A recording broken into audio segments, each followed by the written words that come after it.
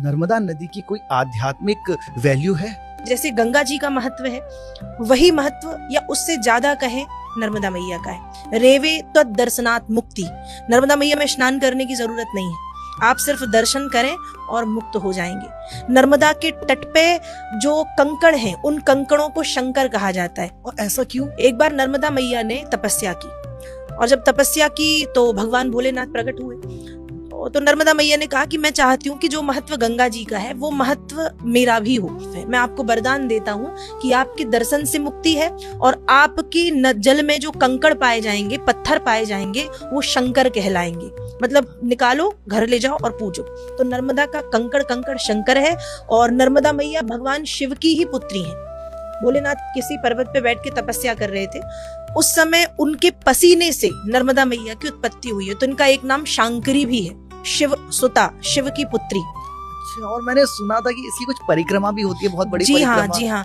भारत में नर्मदा मैया ही एकमात्र ऐसी नदी है, न गंगा, न यमुना, न सरस्वती, गोदावरी, कावेरी, इतनी बड़ी बड़ी पवित्र नदियां हैं, लेकिन नर्मदा मैया भारत की एकमात्र नदी है जिनकी परिक्रमा की जाती है।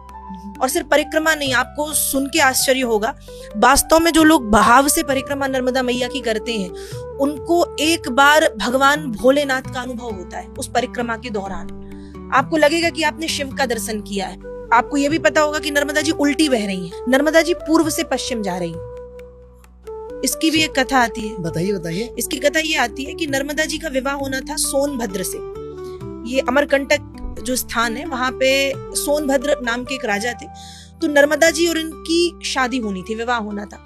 लेकिन सोनभद्र का जो मन है वो नर्मदा जी की एक सखी थी, या दासी कह दें, जोहिला, उनके ऊपर आकर्षित हुआ, और नर्मदा जी को ये बात पता चली। तो उस दिन से नर्मदा जी ने कुंवारी रहने का मन बनाया कि मैं कुंवारी रहूंगी, और उल्टी दिशा में नर्मदा जी वही है कि मैं मुड़ के नहीं देखूंगी। तो हर नदी बंगाल की खाड़ी में जाके गिरती है, नर्मदा जी खंबात की खाड़ी में जाके गिरती है। आज हम कोई काम जब शुरू करते हैं तो सबसे पहले नर्मदा मैया से ही शुरू करते। किसी का विवाह होगा तो नर्मदा जी को कार्ड जाएगा, किसी के यहाँ कोई कथा है, आयोजन है, तो नर्मदा मैया को कार्ड होगा, मुंडन है तो नर्मदा के तट पे हो जाते हैं, जनेऊ संस्कार है तो नर्मदा मैया के तट पे होते हैं।